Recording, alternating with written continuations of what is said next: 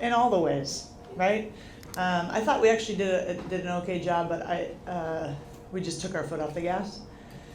And I think we let Paige get to the middle, which is what she wants to do. We just kind of got away from the game plan. Our rotation wasn't great. They beat us on pick and pop too much. There's a lot of things, and we've watched it on film. We watched it on film after that game, and then yesterday and today. So hopefully you see a much more inspired Sparks defense today. John. Coach, speaking of defense, how important is that going to be in this game, being that, last week Paige had her career high 29 points against the Sparks, and that's got to give a player confidence. Yeah, for sure. I mean, I'd be confident if I were her too. We were letting her get where she's really elite, and so, she's a heck of a player. She's a star in the making, and we've got to do a better job. There's 100 things that entails, but it starts with more pressure on the ball, being more aggressive in our rotations, letting her see bodies, not just wide open, lanes to the basket. We've just got to put pressure on her, and it's not, whoever's matched up with her, it's not one-on-one, like good luck. It's got to be a team effort. And I think Dallas is doing a good job moving the ball and getting people in spots, and their offense, they've gotten better over the season, and I give them credit for that. But they're executing better, and they're getting their key players shots where they want them. So we've got to be dialed in. Thank you. Yeah. Hey, Coach, DJ What's from that? Infinity TV. So we're back home now Yay. From a long road trip, and we're on that final stretch. We've been talking about playoffs here a lot this Yep. season. So has your messaging changed any to the team inside of the locker room? Is there like a refreshed mentality that you have going into these final 10 games? Yeah, well, we've talked about it being a 10-game season, right? And the cool part is that, to your point, DJ, like we have talked about making the playoffs since the beginning, since training camp, and now we're in a position to kind of control our own destiny. Is it going to be easy? No. But it's a 10-game season. We don't have to go 10-0, but we've got to win more than we lose. And so my messaging has not changed.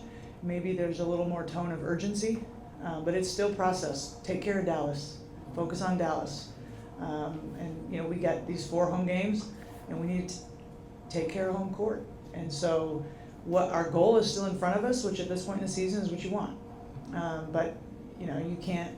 The goal wasn't to be in the hunt. The goal was to make it. So we've got to take care of business. Thank you. Yeah. Hey, Jackie TV, kind of sticking with the mentality theme, it still seems at times they're getting in their own way when things kind of don't go right on the court. Are you seeing that as well? And what is your message to them when that is happening? Yeah, the season is long, even though it's condensed in terms of a calendar. I think this is our 35th game, which is crazy, and so it can fatigue you, right? Mentally, physically, obviously, but mentally too. But great teams push through it. So my message has been to them of like, this is what it takes. This is what it takes, and you have to push through. Everyone's tired. Everyone's mentally drained. So what?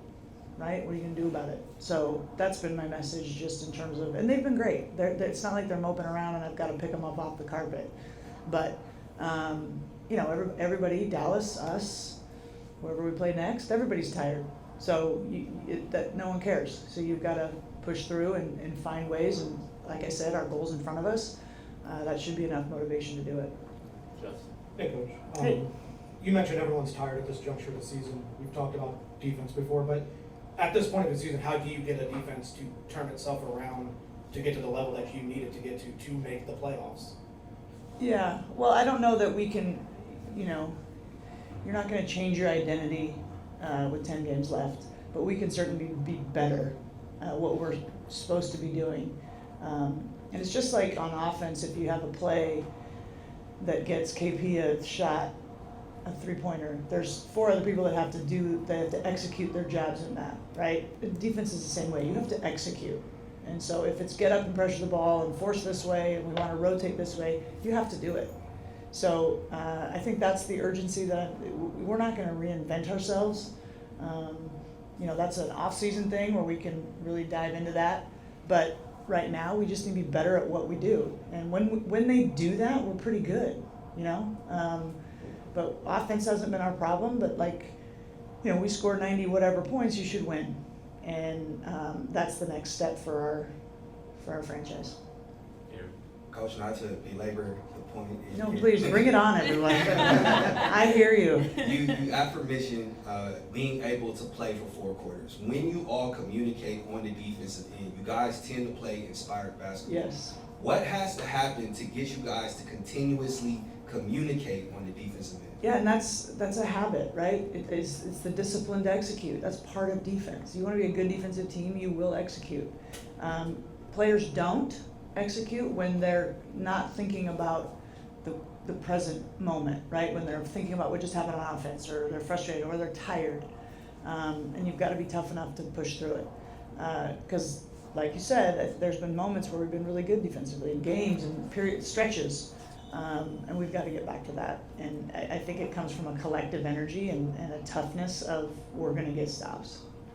Last Coach, Mike, Is this about defense? No, Oh, okay. It's not about defense. So, but you know, with the struggles defensively on offense, but just getting away from defense, you may see like, I wonder, do they press offensively? Because sometimes you see some turnovers that's kind of forced. Sure.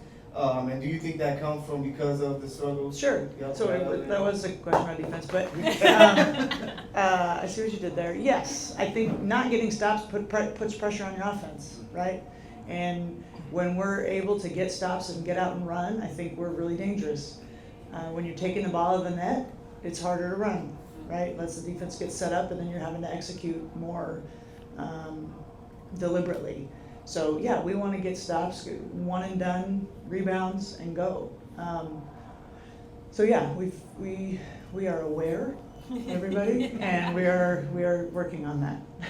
With Sean, last book. Hey, Coach. Hey, Defensively speaking, she's played maybe about a quarter of the season so far, Ray has. What have you seen from her, besides the energy and obviously what she can do on the defensive end? From an offensive standpoint, what have you seen from her just from her skill level, but then also the shot-making ability that she's exhibited? yeah, Ray's been phenomenal, and one of our, analytically best defenders. Not to bring it up, but that was a positive. But I think, she's our best cutter. She understands when to cut. We have rules about that, and she gets it right every time. She's just super active offensively, and she has, a short memory. So if she misses a shot, she's not worried about it, and that's a skill in, to be a good offensive player. She's going to shoot the next one, and you want that. But I think she's improved too even over the course of these 4 weeks, however long I don't even know what today is, but however long she's been back, she's gotten into a rhythm and some confidence with it. But we all really rely on her to come in the game and change the tempo of it, change the vibe, and she's been elite at that. Very valuable for us. Thanks, Coach. All right, see y'all out here. Watch our defense, people.